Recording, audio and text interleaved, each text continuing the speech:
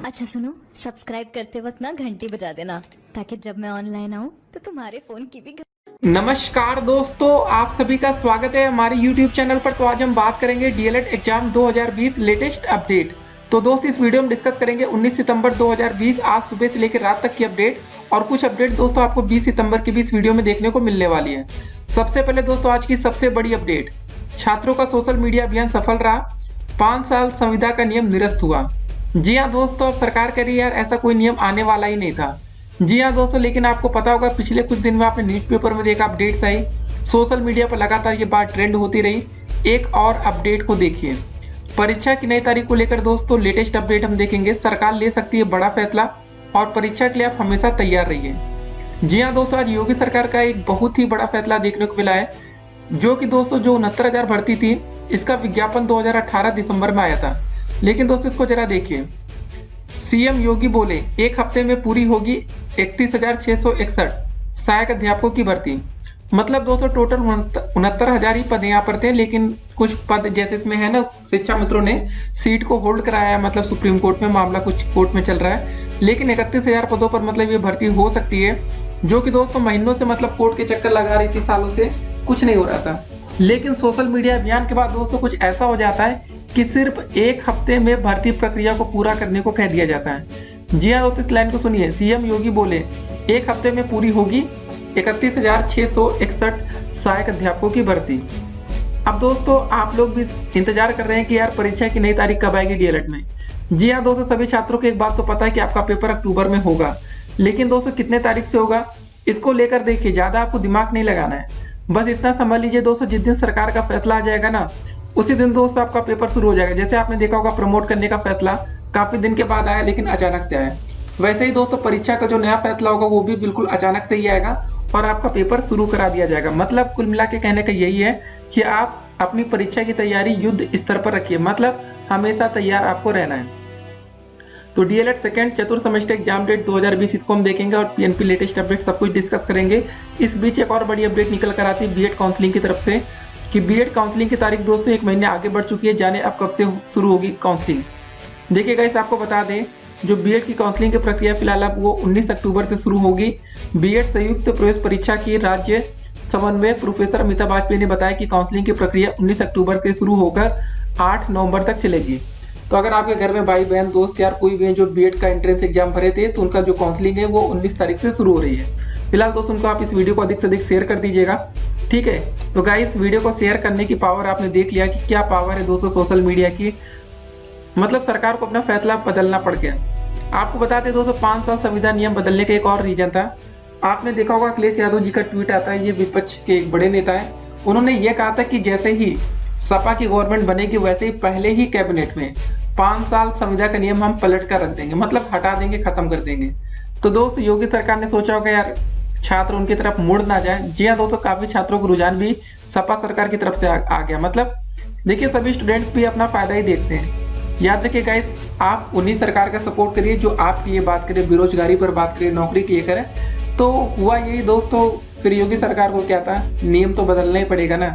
अब दोस्तों सरकार कहती है कि ऐसा कोई नियम आने वाला ही नहीं है। तो ठीक है, चलिए अच्छी खबर है कि अब संविदा का कोई मतलब सवाल नहीं खड़ा होगा, क्योंकि सरकार को भी ये बात पता चल चुका है कि अगर ऐसा कोई ये नियम बनाएंगे तो फिर सरकार 2022 में तो चली जानी है। ठीक है, ये सब चीज़ें थी। तो दोस्तों काउंसलिंग की बात आप समझ चुके हैं कि जो काउंसलिंग है वो 19 अक्टूबर से शुरू हो जाएगी और 8 नवंबर तक चलने वाली है। ठीक है, पहले आपको बता दें दोस्तों, जो बीएड की पहले काउंसलिंग आपकी जो थी ना, वो 21 सितंबर से शुरू होनी थी, मगर तमाम अभ्यर्थियों के अंतिम वर्ष की परीक्षा जारी होने के कारण अभी परिणाम शेष हैं। ठीक है, मतलब आपको पता है कि जो बच्चे ग्रेजुएशन फाइनल ईयर में है तो उनका अभी पेपर चल रहा है, या कुछ बच्चों का पेपर हो गया तो उनका रिजल्ट नहीं आया, तो उसकी वजह से इसको डिले किया गया। लेकिन एक बात और आपको बता दें दोस्तों, सरकार ने बड़ी गलती क्या की, जो बीएड का एंट्रेंस एग्जाम था वो 9 अगस्त को करा लिया गया था। ठीक है, अब पेपर 9 तारीख को तो हो गया, लेकिन फायदा क्या हुआ पेपर कराकर, इस बात को हमको यहाँ समझना पड़ेगा। उस समय लगभग 70,000 बच्चों ने पेपर छोड़ दिया। अगर यही पेपर दोस्तों सितंबर या अक्टूबर में कराया जाता तो कितना बेहतर होता, सोचिए इस बात को खाली।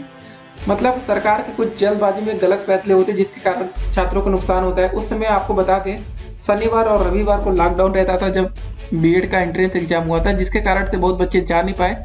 कुछ बच्चों का सेंटर घर से बहुत ही ज़्यादा दूर था। तो ये सब बातें थी गाइस, तो ये सब चीज़ें हो रही हैं। एक और अपडेट दोस्त, इसको जरा देख लेते हैं क्या अपडेट सीएम योगी जी ने कहा था।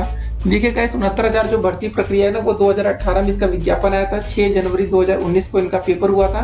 तब से बच्चे आज तक कोर्ट के चक्कर लगा रहे हैं, भर्ती प्रक्रिया संपन्न नहीं हो पा रही है। अब देखिए 69,000 भर्ती में शिक्षा मित्रों का एक अहम रोल हो जाता है, क्योंकि शिक्षा मित्रों को 225 अंक का भरांक दिया गया, जिसकी वजह से दोस्तों ये शिक्षक भर्ती ठीक ठाक फंसी पड़ी है आज तक। लेकिन ठीक है, देखिए योगी जी का जो ये बड़ा बयान है ना, वो सिर्फ एक हफ्ते की बात कही गई है।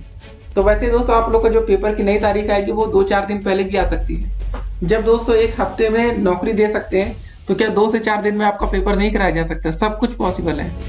ठीक है गाइस, तो आप लोग देखिए पेपर के लिए बिल्कुल युद्ध स्तर की तैयारी शुरू कर दीजिए। अब दोस्तों कुछ बच्चों के सवाल आ रहे थे कि हम कॉपी कैसे लिखा करें पेपर में, क्या तरीका होना चाहिए, कैसे लिखे तो हम अच्छे नंबर पा सकते हैं।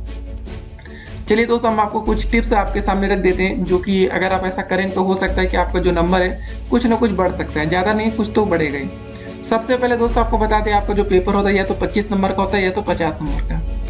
25 नंबर वाले जो पेपर में आपके 5 बहुविकल्पी आते हैं, 6 अति लघु उत्तरीय आते हैं और 14 नंबर के लघु उत्तरीय प्रश्न। 50 नंबर के पेपर में दोस्तों आपके 15 अति लघु उत्तरीय प्रश्न आते हैं, 15 बहुविकल्पी आते हैं और 20 नंबर का दोस्तों आपका लघु उत्तरीय प्रश्न आता है।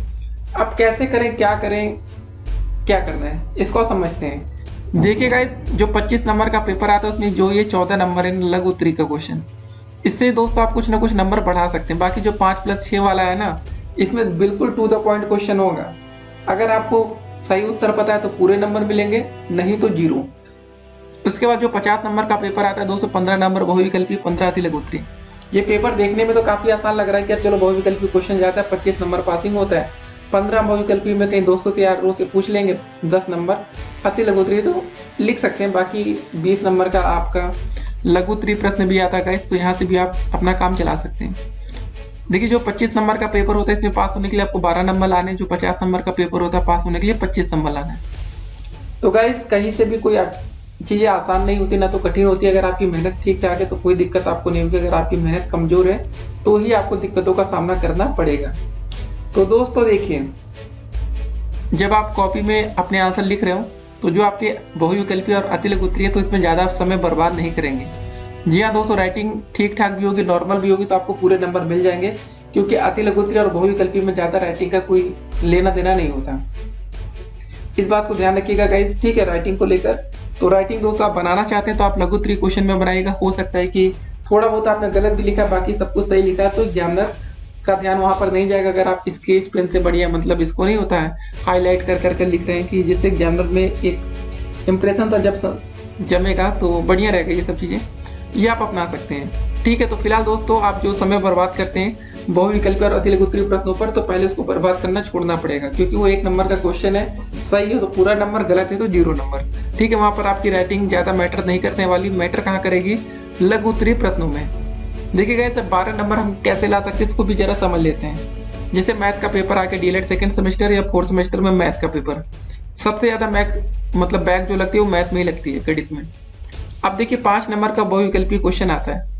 बहुविकल्पी क्वेश्चन मेरे हिसाब से दोस्तों सबसे आसान क्वेश्चन में से एक होते हैं। अगर आपको बहुविकल्पी क्वेश्चन समझ में नहीं आता, नहीं कर पा रहे हैं, तो आप इसको बिल्कुल लास्ट में करेंगे। हो सकता है कि आपके दोस्तों की हेल्प मिल जाए। देखिए दोस्तों, कभी कभी हो जाता, मिल जाती है, तो आप लास्ट में करेंगे तो आपके तो समय बर्बाद नहीं होगा। ठीक है, तब तक दोस्तों आप अति लघु उत्तरीय लघु उत्तरीय को कर सकते हैं, जितना भी प्रयास हो आपसे कर सकते हैं। तो इस सब चीज़ों का थोड़ा ध्यान रखिएगा। अगर आपकी गणित कमजोर है ना, तो कभी भी आप बहुविकल्पी क्वेश्चन से शुरुआत मत करिएगा। ठीक है, उसके लिए आप जगह छोड़ सकते हैं, जैसे समय मिलेगा आप उसका आंसर कर दीजिएगा। लेकिन आप बहुविकल्पी से ही शुरू करेंगे। अगर आपकी गणित भी कमजोर है तो कम से कम 15 से 20 मिनट आपके बहुविकल्पी में खत्म हो जाने वाले हैं, जिससे कि आपका नुकसान ज़्यादा होगा। ठीक है, अगर आपके दोस्तों गणित ठीक ठाक है तो कोई दिक्कत तो वैसे भी नहीं होने वाली। तो गाइस, ये सब चीज़ें हैं। तो आप लोग जो गलती करते थे अभी तक, बहुविकल्पी क्वेश्चन और अति लघु उत्तरीय प्रश्नों पर ज़्यादा समय देते थे, बाकी अन्य प्रश्नों पर आप समय कम देते थे। ठीक है, लघु उत्तरीय क्योंकि जब समय बचेगा नहीं तो आप देंगे कहाँ से, जैसा कि हमने क्या बताया, मैथ में दोस्तों बच्चे अक्सर ये सब गलतियाँ कर जाते हैं। ठीक है, तो आप लोग अपनी पढ़ाई करते रहिए। पीएनपी के जो भी लेटेस्ट अपडेट्स आएंगे दोस्तों, वो हम आपको वीडियो के माध्यम से आप तक पहुँचाते रहेंगे। DElEd second 4th semester exam की जो भी अपडेट्स होगी सबसे पहले आप हमारे यूट्यूब चैनल के माध्यम से या कमेंट बॉक्स में दोस्तों जो हमने लिंक दिया उसको भी आप रेगुलर चेक करते रहिए, वहाँ से भी अपडेट्स आपको मिल जाएगी।